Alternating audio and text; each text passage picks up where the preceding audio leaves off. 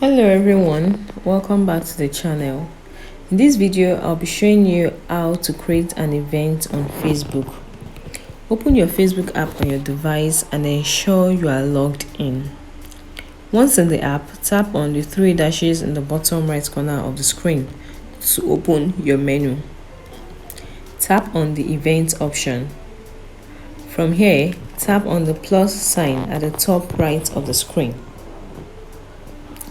And you can create your event here by adding the name of your event. You can choose the time it starts and also the end time. You can tap on who can see it to choose who can see and join the event. So you tap on the options that best fits what you want. You can also add some details here if you would like, and you can also add a photo by tapping on the gallery button at the top of the screen. Once you are done creating the events, you simply tap on create events button at the bottom of the page, and that's it. Hope you find this video helpful. Don't forget to like, share and subscribe for more useful tips.